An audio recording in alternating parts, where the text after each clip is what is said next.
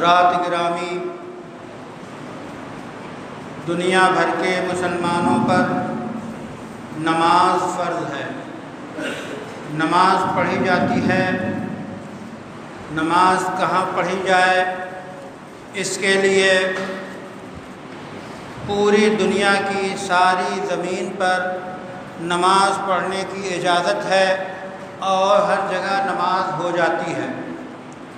البتہ کسی کی زمین غصب کر لی جائے تو غصب کرنا غلط ہے، وہاں نماز نہیں پڑھی جائے گی۔ کوئی زمین ناپاک ہے تو وہاں نماز نہیں پڑھی جائے گی۔ کوئی زمین ایسی ہے جہاں بت بنے ہوئے ہیں تو وہ بت اگر سامنے ہوں تو وہاں نماز نہیں پڑھی جائے گی۔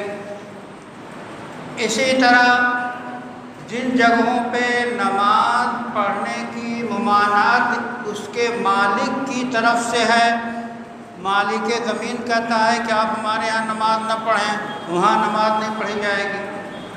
کہیں ضابطے میں ہے کہ چوراہے پہ یا عام راہ پہ نماز نہ پڑھی جائے، یہ سب جانتے ہیں کہ وہاں نماز نہیں پڑھی جائے گی۔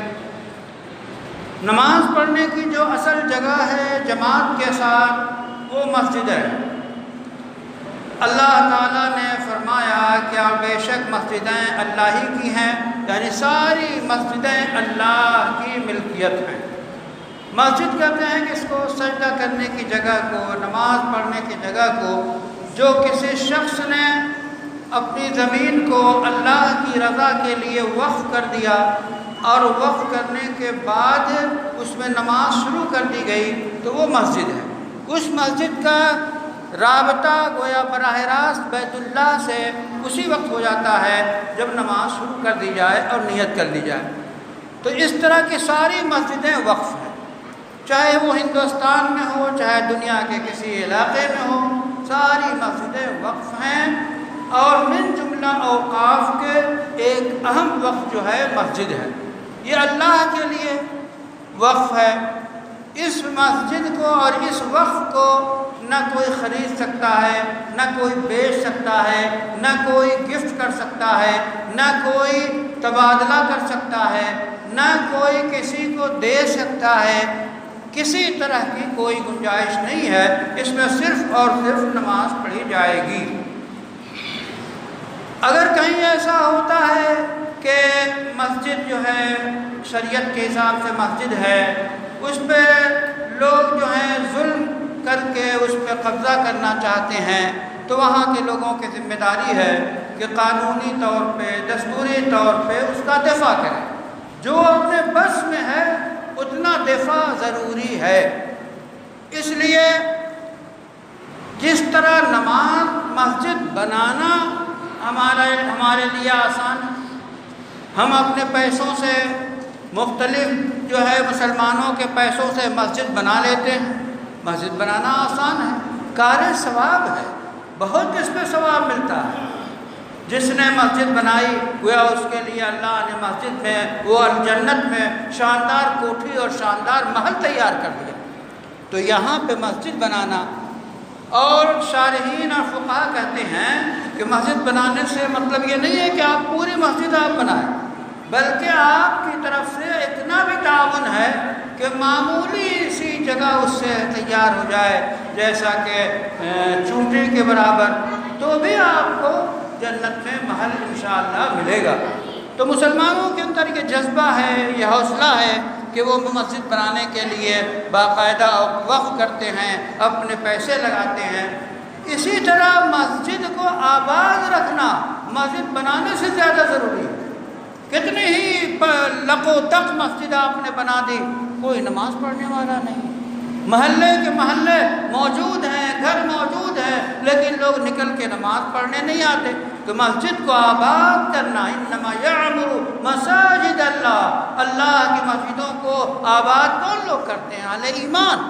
تو مسجد کی آبادی کی بھی فکر ہونی چاہیے، ہم خود بھی نماز پڑھیں اور معاشرے میں نماز لوگوں کو تلقین کریں، نماز کی دعوت دیں۔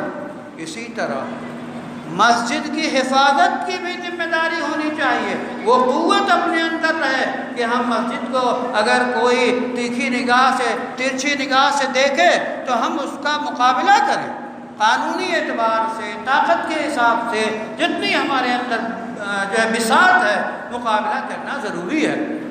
اب ایسا ہے کہ اس وقت ہندوستان کے ماحول میں نماز کو لے کر کبھی کبھی سوالات اٹھائے جاتے ہیں کہ ٹرین میں نماز کیوں پڑھتے ہیں لوگ، نہیں پڑھنی چاہیے، طرح طرح کے ویڈیو آپ نے دیکھے ہوں گے۔ تو اس سلسلے میں ذرا ہمیں بھی غور کرنا چاہیے۔ یقیناً ٹرین میں جب لمبی مسافت کا سفر ہے تو ٹرین میں تو نماز پڑھیں گے، نماز کے اوقات آئیں گے، تو اب وہ نماز کو آپ کیسے پڑھیں؟ کبھی بعض ویڈیو ایسے ہیں کہ مسلسل دو آدمی پورے جو ہے کیبن میں کھڑے ہو گئے، راستہ جام ہو گیا، تو اس کی اجازت تو شریعت نہیں دیتی کہ پوری بوگی کا راستہ آپ جام کر دیں اور اس طرح آپ جماعت کے ساتھ نماز پڑھیں۔ دو آدمی، ایک آدمی اس طرح کر کے نماز پڑھے کہ لوگوں کو تکلیف نہ ہو۔ پھر نماز پڑھنے سے پہلے نماز کا ماحول بنائیں، لوگوں سے اجازت لے لیں۔ مثلاً ایک اپارٹمنٹ ہے، ان لوگوں سے بھائی ہم نماز پڑھنا چاہتے ہیں، 2 منٹ لگیں گے، آپ کو کوئی اعتراض نہیں، تو عام طور پہ لوگ جو ہے نماز پڑھنے کی اجازت دیتے ہیں۔ تو اس لیے اور ایسی جگہ سے جہاں ماحول میں کچھ شدت ہو یا متعصب لوگ ہوں تو ان سے گریز کرنا چاہیے، ان سے ٹکراؤ نہیں کرنا چاہیے، گریز کرنا چاہیے۔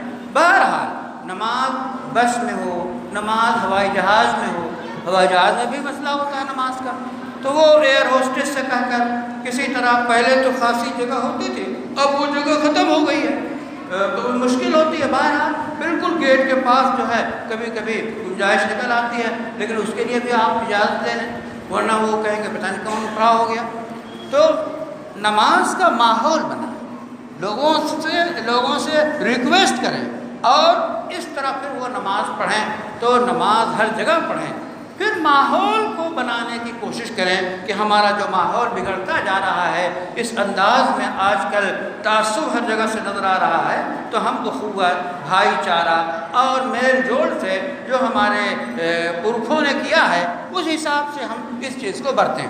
نماز اور نماز کے متعلقات آپ کے سامنے آئے، اور اوقاف کا بھی معاملہ آج کل چل رہا ہے۔ وقف کا جو متولی، جو ذمہ دار ہوگا، وہ ظاہر ہے کہ مذہبی معاملہ ہے یہ۔ اب ان معاملات میں جو اس کے شرائط ہیں وہ مذہب کے مطابق ہیں۔